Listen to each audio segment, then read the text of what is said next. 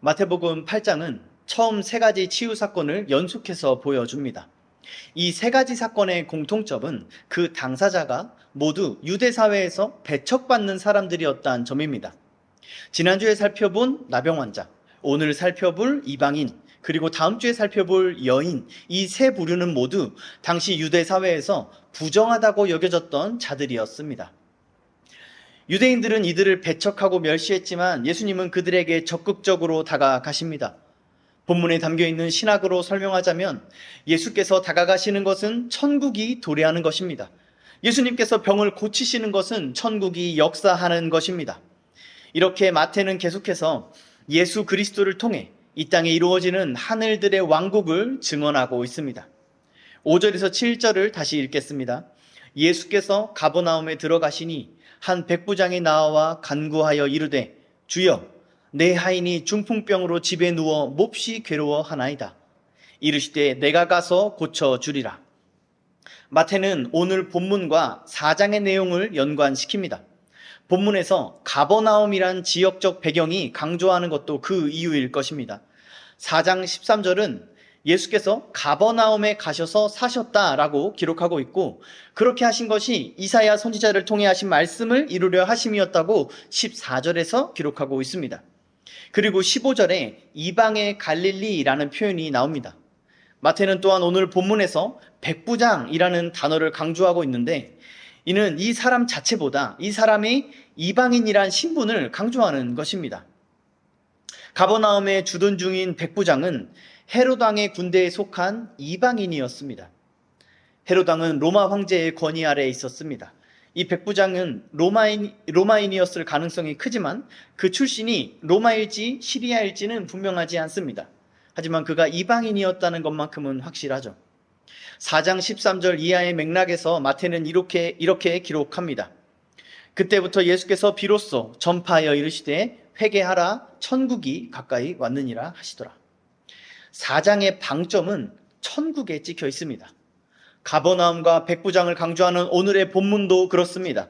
본문은 독자들에게 천국이라는 분명한 주제에 초점을 맞출 것을 요구하고 있습니다. 예수님께 나온 백부장은 자기 하인에 대해 말합니다. 그 내용을 보면 백부장이 자기 하인을 인격적으로 존중하고 있다는 것을 알 수 있습니다. 여기서 하인으로 번역된 헬라어는 아이로도 번역할 수 있는 단어입니다. 일반적으로 종, 하인은 둘로스라는 헬라어를 사용합니다. 백부장도 9절에서 둘로스라는 단어를 사용한 것을 볼 때 여기서 둘로스가 아닌 다른 단어를 사용한 것은 그 하인을 향한 백부장의 마음을 드러낸다고 할 수 있는 것이죠. 자세히 보면 우리말 성경도 이 뉘앙스를 잘 반영하고 있습니다. 그래서 6절, 8절에서는 하인이라고 번역하고 있고 9절에서는 종이라고 기록하고 있죠. 또한 백부장은 자기 하인의 고통을 생생하게 묘사하고 있습니다. 이러한 생생한 묘사는 그가 자기 하인의 고통에 공감하고 있음을 드러냅니다. 이를 통해서 확인되는 것은 백부장의 겸손한 성품입니다. 그는 자신의 소유물에 불과했던 하인을 인격적으로 대우할 정도로 겸손한 사람이었습니다. 이런 백부장에게 보이신 예수님의 응답은 매우 적극적입니다. 예수님은 나병 환자의 경우와 같이 적극적으로 행동하십니다. 백부장은 이방인이죠. 당시 유대인들은 이방인을 나병 환자처럼 부정한 존재로 여겼습니다. 그렇기 때문에 예수님의 이런 적극적인 행동은 파격적이고 놀라운 행동이었죠. 그런데 누가복음에서는 예수님께서 이렇게 말씀하신 기록이 없습니다. 아마 실제 상황은 누가복음에 더 가까웠을 것입니다. 그러나 마태는 이 7절의 말씀을 추가하고 누가가 상세히 기록한 정황 진술을 생략함으로써 이 병고침에 대한 예수님의 적극적인 태도를 부각하고 있습니다. 예수님은 유대 장로들을 따라 억지로 백부장에게 가신 것이 아니었습니다. 예수님은 유대인들에 의해 배척당했던 자들에게 자발적으로 적극적으로 다가가십니다. 예수님은 이방의 갈릴리라고 비난받던 가버나움에 가서 사셨습니다. 그리고 그곳에서 배척당하는 이방인에게로 다가가십니다. 물론 이 사건에 등장하는 백부장은 유대인들에게 칭송을 받던 인물이었습니다. 그럼에도 불구하고 유대인들은 그를 철저히 이방인으로 대했습니다. 다시 말해서 이 백부장이 좋은 사람이기는 하지만 자신들과 다른 존재로 여긴 것이죠. 이처럼 인간은 서로를 구별짓습니다. 피부색, 국가, 성별, 직업, 출신 등등 아주 다양한 이유들로 우월함과 열등감을 구별해서 파벌을 형성하는 것이죠. 이러한 모습은 거의 모든 인류 역사와 사회 속에서 발견됩니다. 즉, 악한 우리 인간의 본성에 속한 것이란 의미입니다. 특히 당시 유대인들의 이 우월감은 아주 특별했습니다. 그들은 로마의 지배를 받고 있었음에도 전혀 굴복하지 않을 만큼 우월감을 갖고 있었던 것입니다. 그들은 자신을 아브라함의 자손이라는 사실에 아주 큰 자부심을 갖고 있었고, 이 사실은 그 누구도 빼앗을 수 없는 것으로 여겼습니다. 그래서 그들은 심지어 자기 나라를 멸망시키고 정복한 이방인들이라도 그들을 하찮게 여겼고, 특히 그 이방인과 피가 섞인 사마리아인들을 혐오했던 것입니다. 그러나 예수님은 유대인들의 파벌을 아이들이 놀이터에 그려놓은 선처럼 아주 무의미하게 여겼습니다. 예수님은 그 선이 아무런 의미나 능력도 지니지 못한다는 듯이 조금도 개의치 않으셨습니다. 그렇게 예수님을 증언하고 있는 이 마태복음은 유대인들을 1차 독자로 하고 있지만 그 지향점이 이방인들을 향하고 있습니다. 그래서 마태복음의 결론이 이방 선교를 명령하고 있는 것입니다. 어쩌면 마태는 유대인 기독교인들의 마음속에 여전히 도사리고 있는 그 우월감을 지적하고자 했을지도 모를 일이죠. 유대인의 기준에서 우리는 이방인입니다. 그러나 우리는 예수를 주와 구주로 고백하는 아브라함의 자손입니다. 그리스도를 믿는 믿음으로 우리는 아브라함의 자손이 된 것이죠. 그러한 우리 신자들 속에는 예수께서 영으로 살고 계십니다. 이방의 땅 가버나움에 사셨던 예수님께서 이제 이방인인 우리의 심령 속에 사시는 것입니다. 그런데 그 속에 예수가 거한다는 자들도 이 유대인들처럼 행할 수 있습니다. 죄된 본성을 따라 파벌을 나누고 편을 가르고 우월한 것과 열등한 것을 나누는 것이죠.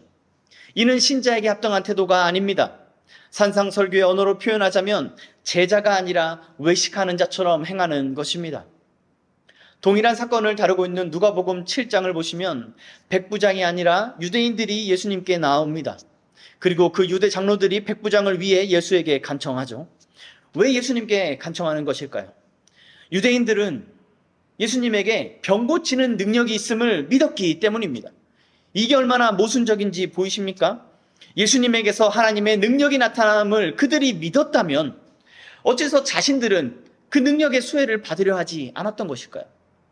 자신들의 사적 이익을 위해서 예수님께 기적을 요청하면서 이 유대인들은 왜 예수님을 따르려 하지 않았던 것입니까?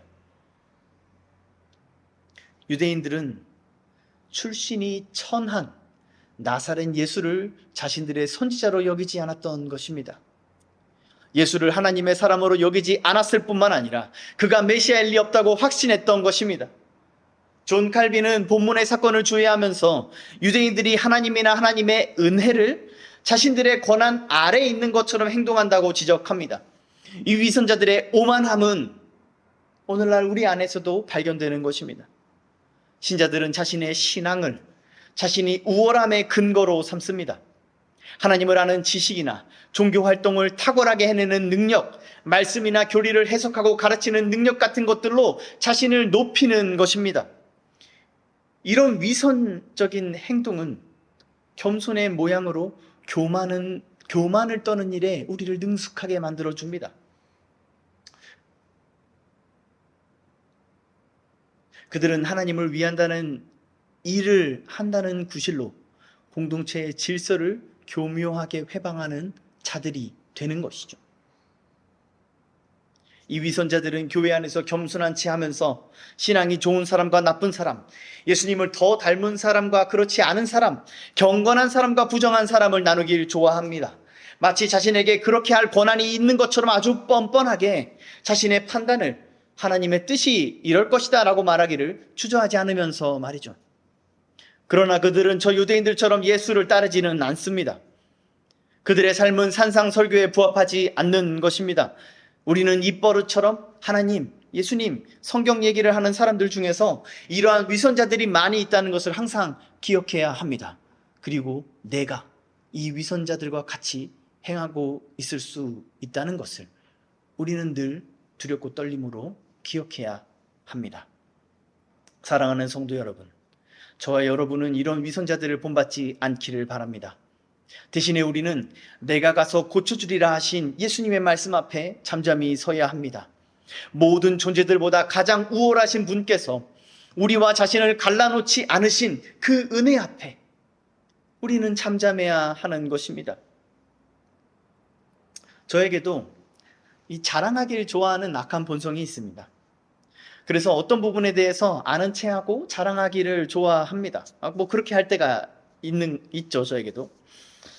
그러다가 그렇게 자랑하고 있는 상황 속에서 그 분야에 대해서 저보다 더 탁월한 사람을 만날 때에 그 수치심을 또 저는 잘 알고 있습니다.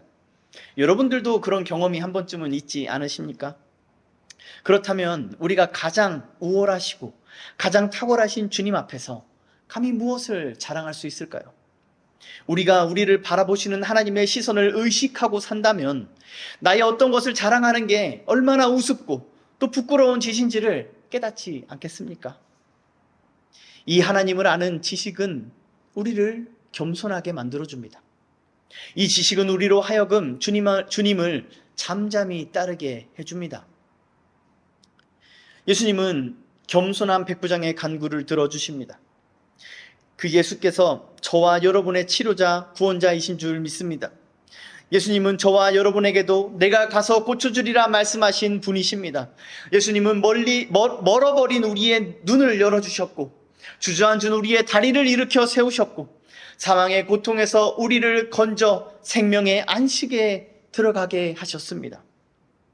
우리는 모두 그 은혜로 말미암아 산 자들 아닙니까? 이 은혜로 구원받은 자들은 이 은혜에 합당하게 살아야 합니다. 우리가 이 예수 그리스도의 은혜로 산 자들이라면 우리는 그 은혜에 합당하게 살아야 합니다.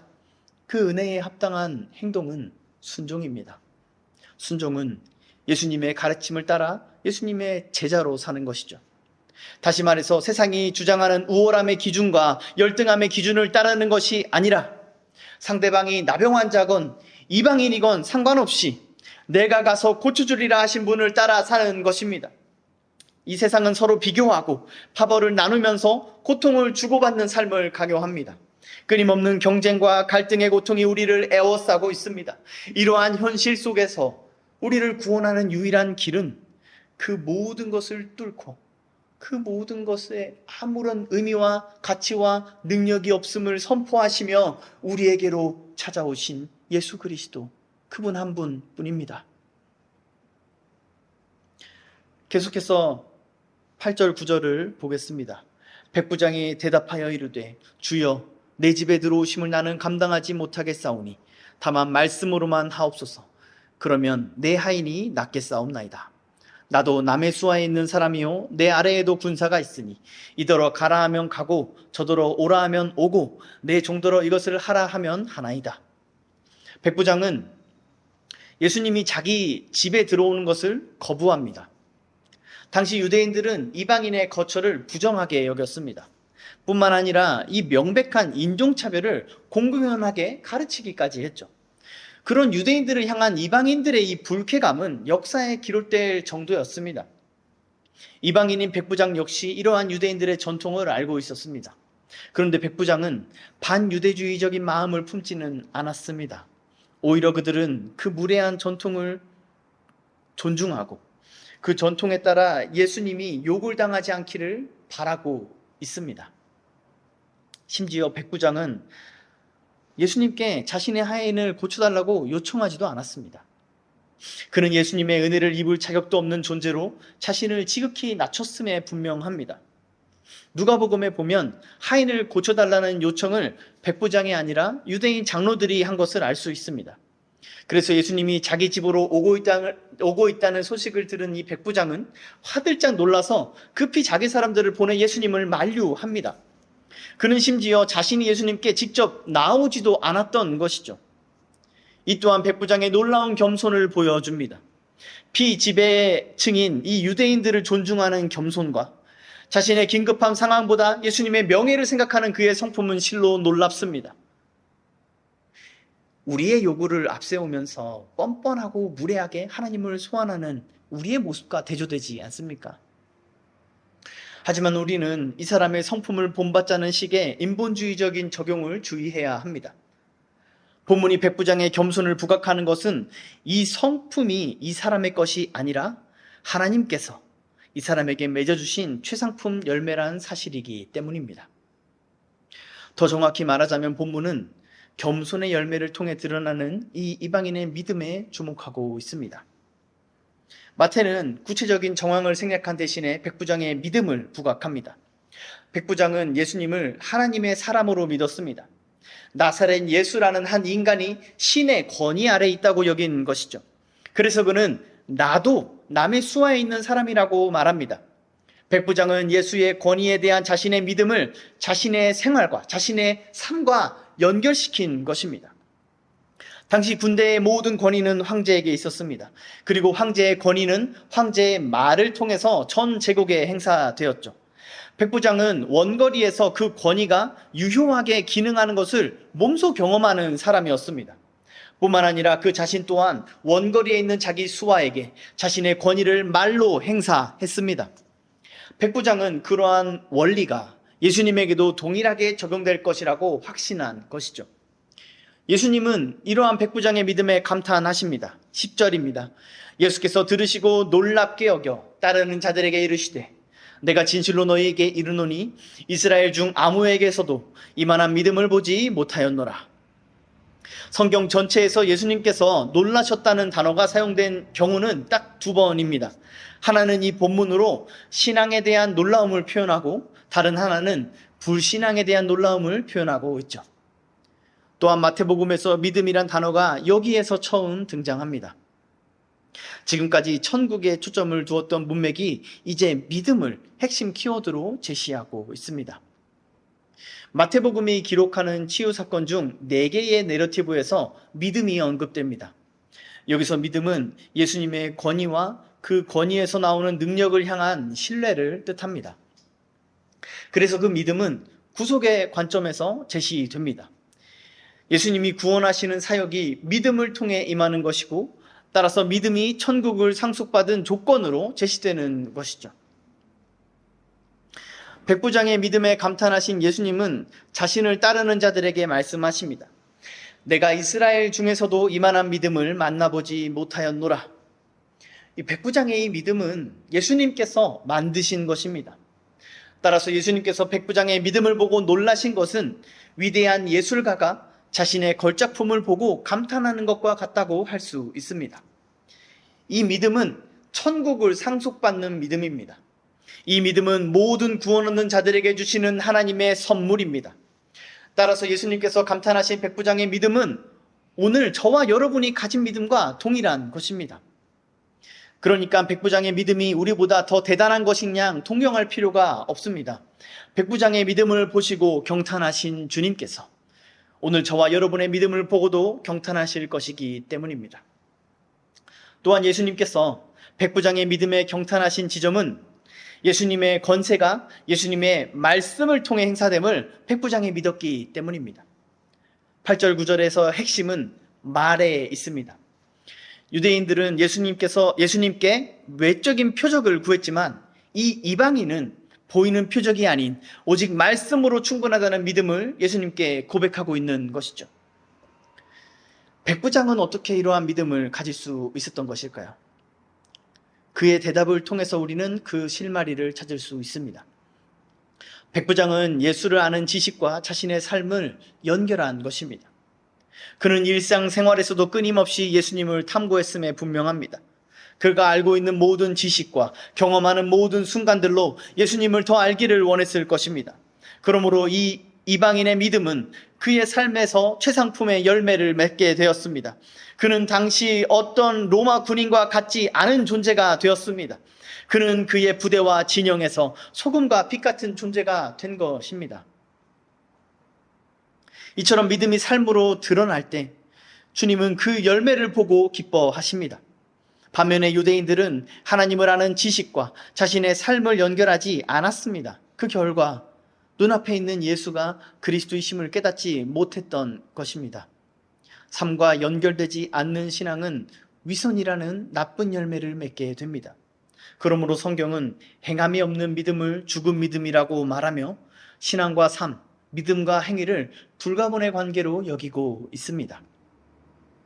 우리의 믿음과 하나님을 아는 지식도 마찬가지입니다. 많은 성도들이 하나님의 기쁨이 되기를 원합니다. 오늘 본문은 그 방법을 분명하게 가르쳐 줍니다. 예수님은 우리의 믿음과 지식이 우리의 삶과 일치하기를 원하신다고 말이죠.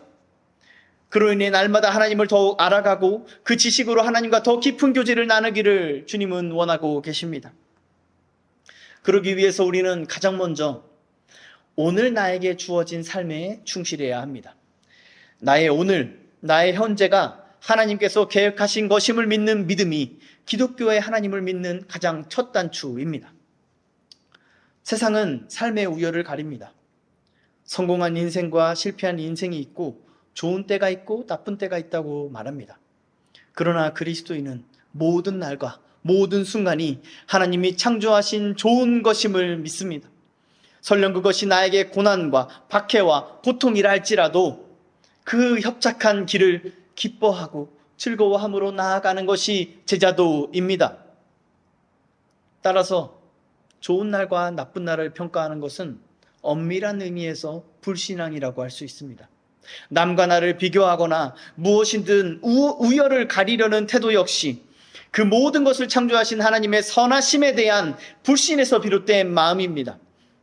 그렇기 때문에 성경은 믿음이 우리 삶에서 맺는 열매로서 감사를 강조합니다. 창조주 하나님을 믿는 믿음은 어떤 상황 속에서도 감사를 열매 맺는 것입니다.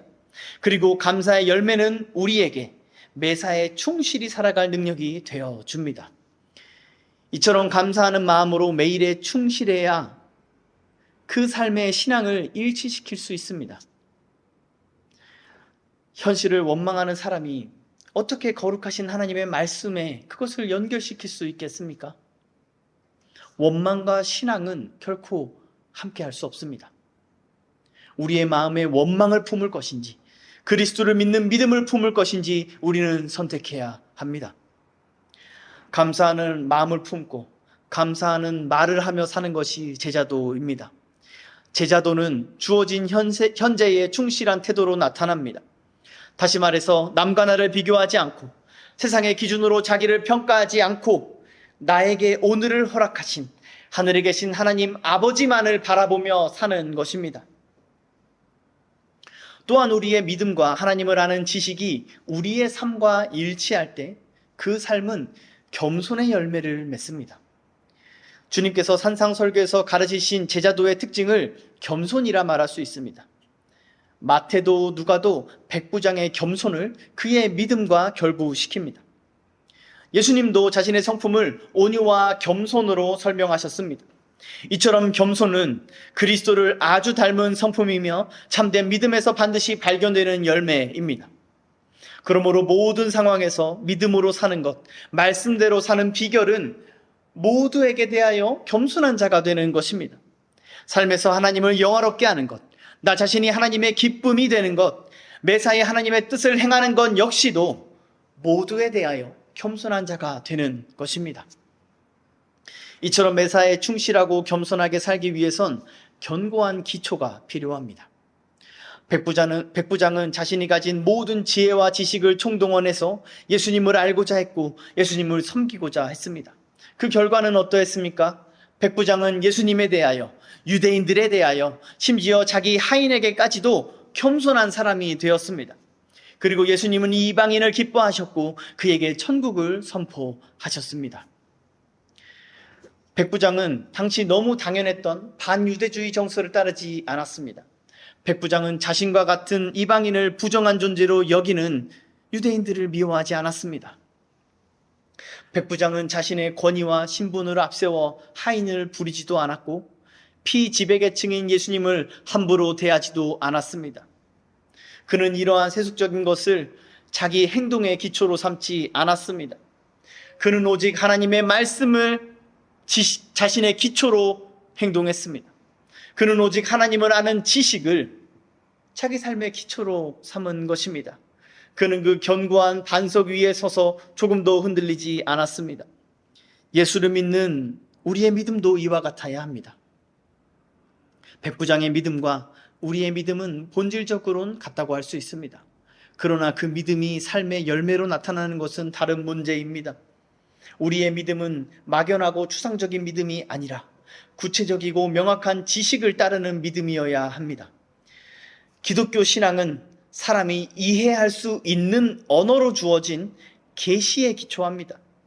그러므로 기독교 신앙은 설명 가능하고 이해 가능하며 이해를 추구하는 신앙인 것입니다. 우리의 신앙과 삶이 불일치하는 가장 큰 요인도 이것입니다. 삶의 구체적인 상황에 적용할 구체적인 지식이 없는 것이죠. 그런데 오늘 본문은 이보다 더 깊은 의미의 문제점을 지적합니다. 그것은 매일같이 말씀을 듣고 묵상해서 지식을 쌓는다 할지라도 정작 자신의 행동과 결정에는 세상의 말들의 권위를 둔다는 것입니다. 유대인 장로들은 성경에 박식한 사람들이었습니다. 그들은 분명히 백부장보다 훨씬 더 많은 지식을 갖고 있었을 것입니다. 그러나 하나님을 아는 지식에 권위를 둔 사람은 백부장이었습니다. 우리는 어떻습니까? 우리는 뺨을 맞으면 반대편 뺨도 돌려드라는 말씀에 아멘합니다.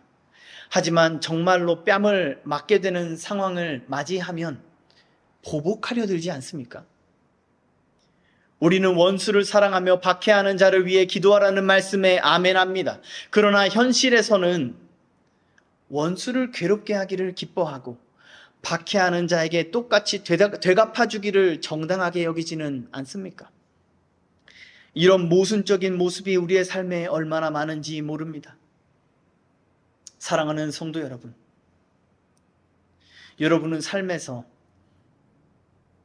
여러분의 삶에서 하나님의 말씀이 권위 있게 여김받고 있습니까? 말씀을 듣기는 들어도 행하지 않고 계신 것은 아닙니까? 듣고 행하지 않는 자는 천국에 들어갈 수 없다고 하신 주님의 말씀을 기억하십시오. 성경을 많이 알고 하나님에 대해서도 많이 알고 교회도 오래 다녔고 종교활동도 성실히 한다 할지라도 일요일과 나머지 6날의 삶이 다른 사람들이 얼마나 많은지 모릅니다. 교회 안과 밖의 삶이 다른 사람들이 얼마나 많은지 모릅니다. 여러분들은 어떠십니까?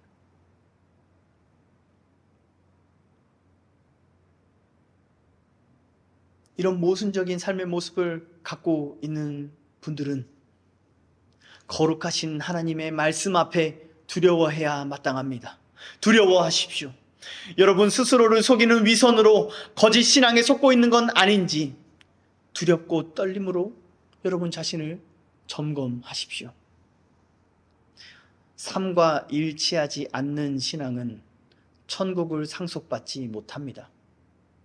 그런 사람들은 지금은 교회 안에서 행복을 누릴지 모르나 결국은 바깥 어두운 데 쫓겨나 슬피 울며 이를 갈게 될 것입니다. 여러분의 삶으로 여러분의 믿음을 점검하십시오.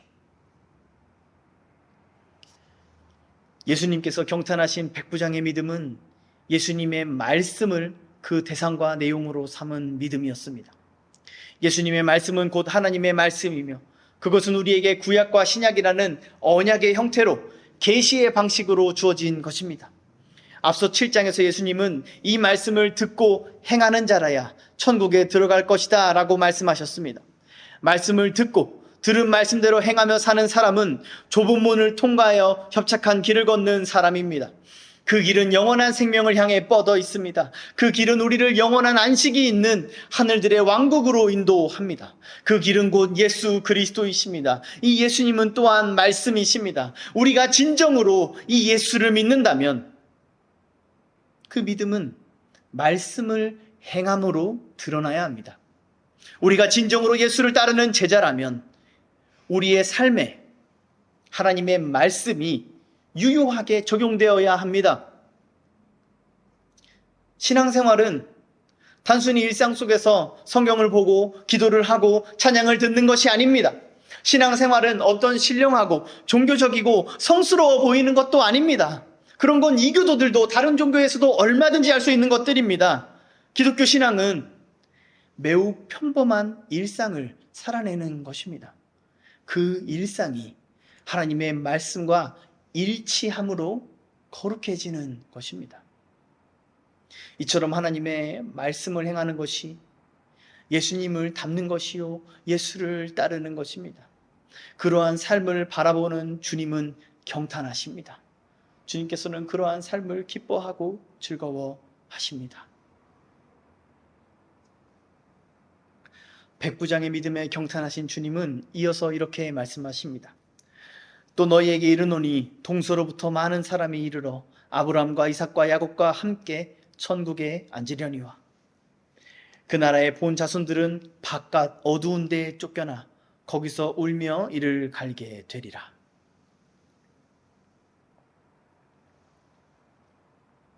11, 12절은 마태복음에만 기록된 내용입니다.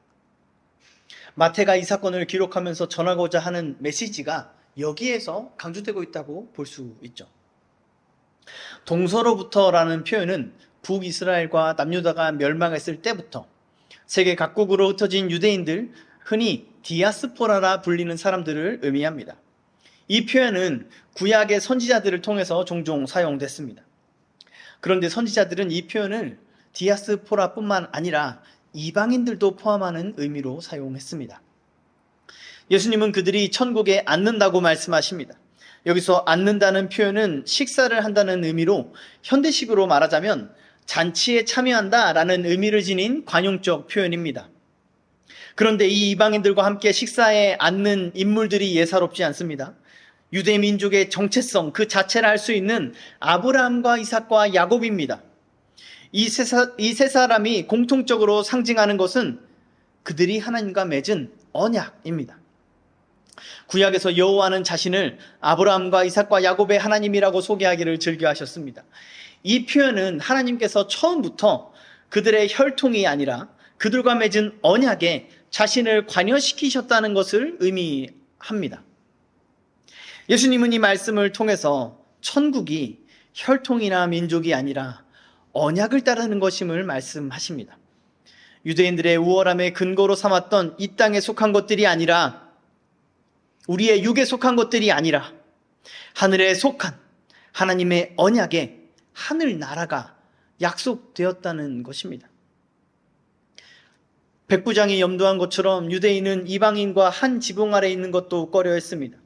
요한복음 18장 28절에서는 이렇게 기록합니다. 그들이 예수를 가야바에게서 관정으로 끌고 가니 새벽이라. 그들은 더럽힘을 받지 아니하고 유월절 잔치를 먹고자 하여 관정에 들어가지 아니하더라. 그렇기 때문에 유대인들의 상징적인 조상들과 이 이방인들이 함께 식사를 한다는 것은 예수님의 이러한 발언은 당시 유대인들에게는 매우 파격적이고 모욕적인 말이었습니다. 당시 유대 문헌들을 살펴보면 그들이 최고의 영광으로 삼았던 것이 이스라엘의 족장들과 함께 먹고 마시는 메시아의 잔치에 참여하는 것임을 알 수 있습니다. 예수님은 11절에서 그 영광이 그들의 것이 아니라고 말씀하시는 것입니다. 뿐만 아니라 12절의 말씀은 유대인들에게 더욱 충격적인 말씀이었습니다. 유대인들은 그들이 멸시하고 배척했던 부정한 자들의 자리에 자신들이 있게 될 것이라고 들은 것입니다. 바깥 어두운 데서 울며 이를 간다는 묘사는 유대인들이 전통적으로 이방인 이교도들이 당할 최후의 심판을 묘사하던 표현이었습니다.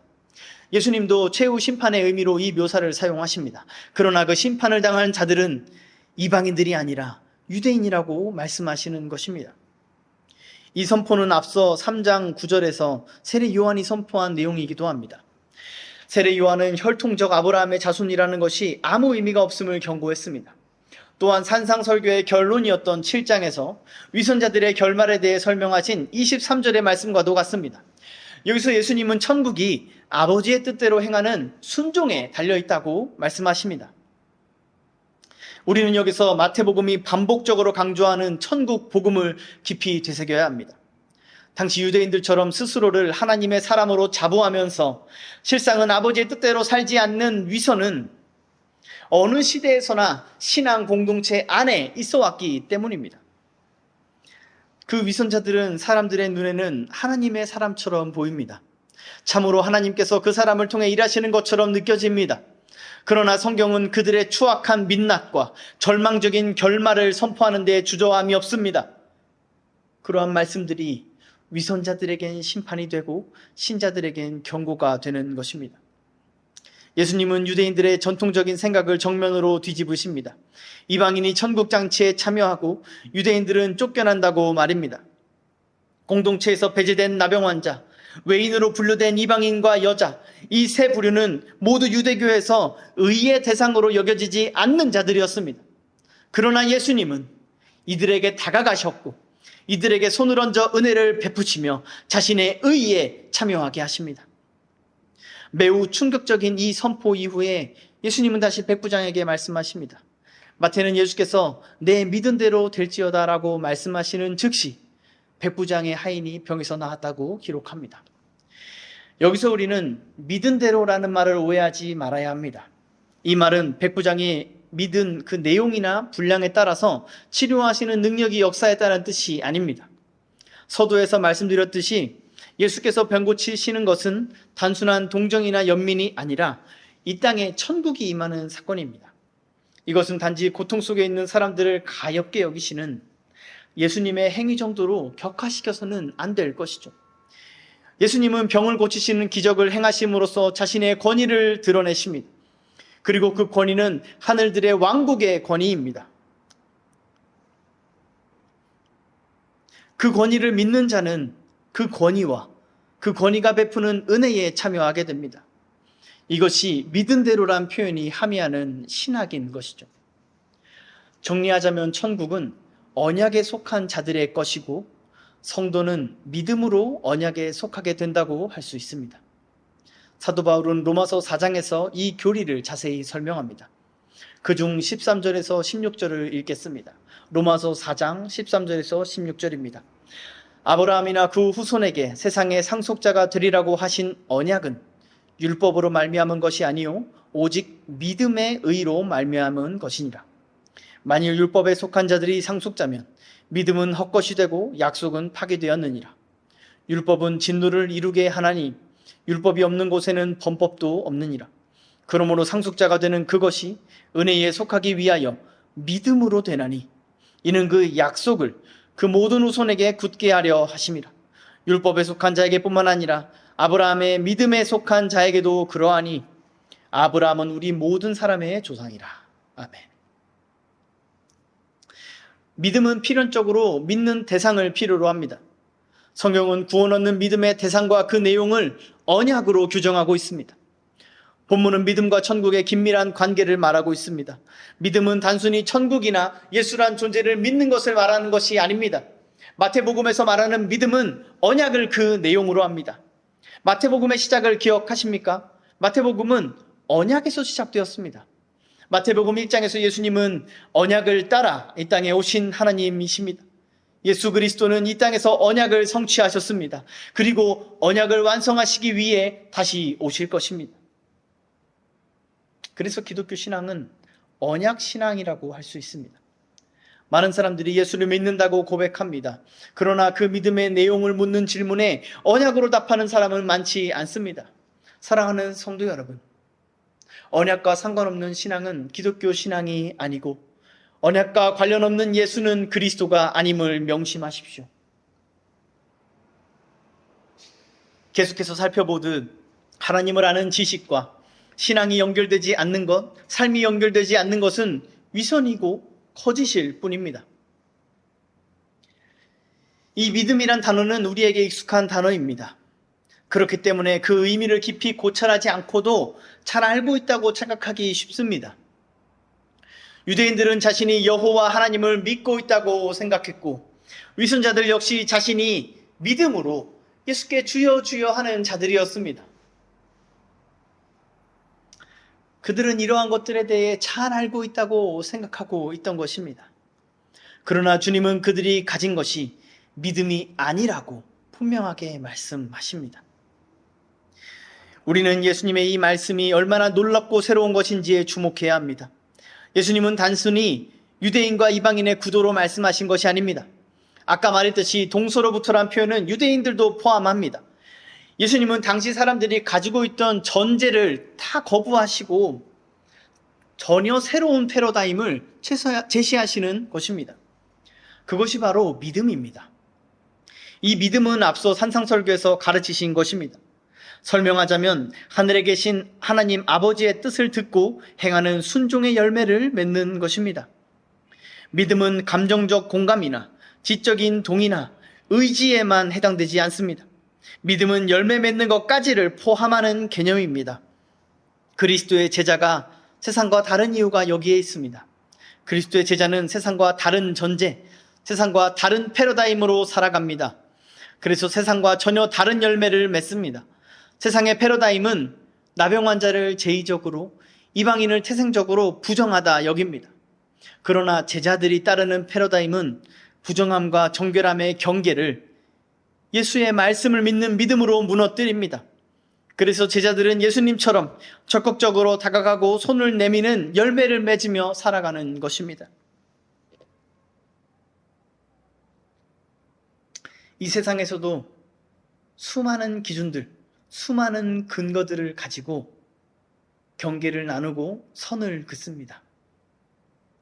그러나 이 세상을 살아가는 그리스도의 제자들은 주님의 말씀을 믿는 믿음으로 그 모든 경계를 무너뜨리며 열매를 맺는 삶을 살아야 하는 것입니다. 이처럼 그리스도의 제자들은 그리스도께서 가르치신 새로운 패러다임을 따라 살아갑니다. 제자들은 그리스도 예수의 권위에 순종하며 그분의 말씀을 반석으로 삼기 때문입니다. 이처럼 예수의 권위와 그 권위가 행사되는 말씀을 믿는 믿음은 모든 부정한 것을 정결하게 만들어서 우리로 천국잔치에 참여하는 영광을 누리게 합니다. 그러나 현대교회와 많은 성도들은 세상의 패러다임으로 복음을 해석하고 있습니다. 하나님의 말씀이 아니라 세상의 심리학, 경영학, 수사학 따위에 권위를 두고 자행되는 수많은 일들이 교회 안에 얼마나 많은지 모릅니다. 우리의 삶에 얼마나 많은지 모릅니다. 성경은 그러한 혼합을 간음이라고 정죄합니다. 산상설교에서 주님은 하나님과 만몬을 겸하여 섬길 수 없다고 말씀하셨습니다. 하늘과 땅은 공존할 수 없습니다. 하늘에 속하든지 땅에 속하든지 양자택일만 있을 뿐입니다. 이 양자택일은 모든 사람에게 요구되는 것입니다. 사랑하는 성도 여러분, 우리는 애매한 태도를 중단해야 합니다. 기독교인이라고 하면서 세상의 방식을 따라 사는 삶을 중단하십시오. 그것은 명백한 간음입니다. 우리가 바람을 피우고 불륜을 저지르는 행동에 대해서 공분하는 것처럼 이 영적 간음을 역겨워하고 분노하는 것이 마땅하지 않겠습니까? 이러한 사례들이 교회적으로나 개인적으로 얼마나 많은지 모릅니다. 그러나 여러분이 그리스도의 제자라면 여러분 안에 계신 성령 하나님께서 여러분에게 분별력을 주실 것입니다. 그 성령 하나님을 의지해서 여러분의 삶과 말씀이 얼마나 일치하고 있는지를 점검하십시오. 마태는 단순히 예수님의 능력을 자랑하고 싶어서 예수님의 기적을 기록한 것이 아닙니다. 이는 다른 복음서 저자들도 마찬가지입니다. 성경은 예수님이 얼마나 능력 있고 마음이 따뜻한 분이고 사랑이 많은 분인지를 자랑하는 데에 조금의 관심도 없습니다. 성경의 관심은 오로지 예수가 하나님이심을 드러내는 데 있습니다. 그렇게 해서 성경을 읽는 모든 자들이 예수께서 하나님의 아들 그리스도이심을 믿게 하려는 데에 그 목적이 있습니다. 다르게 말하자면 복음이 우리에게 양자택일을 강요한다는 것입니다. 그리스도의 권위에 속할 것인가, 세상의 권위에 속할 것인가, 하늘의 보화를 쌓을 것인가, 땅의 보화를 쌓을 것인가. 복음을 듣는 모든 자들은 반드시 둘 중 하나를 택해야 합니다. 나는 하늘에 속했다고 말하면서 땅의 권세를 따르는 삶은 있을 수 없습니다. 자신이 그렇게 산다고 생각하는 자들은 스스로 속고 있는 것입니다. 이런 사람들은 얼마나 불쌍합니까? 유대인들이 예수를 대하는 태도가 얼마나 오만하고 우매했습니까? 그들은 하나님에 대해 다 아는 것처럼 떠들면서 정작 눈앞에 사람으로 오신 하나님을 알아보지 못했습니다. 그들은 예수님에게서 하나님의 능력이 나타남을 알고 있으면서도, 그것을 믿으면서도 예수를 하나님의 아들 그리스도로 믿으려 하지는 않았습니다. 우리가 하나님의 말씀을 믿는다면, 이들의 결말이 어떻다는 것을 안다면 우리는 이 위선자들을 불쌍히 여기면서 동시에 이들을 본받지 않으려 할 것입니다. 이들과 자신이 닮은 부분이 조금도 없도록 날마다 자신을 점검하고야 말 것입니다. 반면에 백부장은 자신이 보고 들은 예수를 믿었습니다. 예수에 관해 들은 그것을 자기 삶의 반석으로 삼았습니다. 그렇게 그의 삶은 견고하게 세워졌기에 소중한 하인을 잃는 위기에서도 예수께 대하여 방종하게 행하지 않았습니다. 그는 믿음으로 행하면서 지혜를 잃지 않았습니다. 사랑하는 성도 여러분, 둘 중에 누가 천국을 누리게 되었습니까? 둘 중에 누가 예수님이 감탄하신 대상이 되었습니까? 당신은 어디에 속한 사람인가? 성경은 오늘 우리에게 도전하고 있습니다. 스스로를 속이며 세상과 타협하고 살아가는 우유부단한 태도를 중단하십시오. 그리고 결단하십시오. 여러분의 믿음대로 될 것입니다. 여러분이 믿음대로 될 것입니다. 그 믿음의 내용을 분명하고 견고하게 세우는 저와 여러분이 되기를 간절히 축원합니다.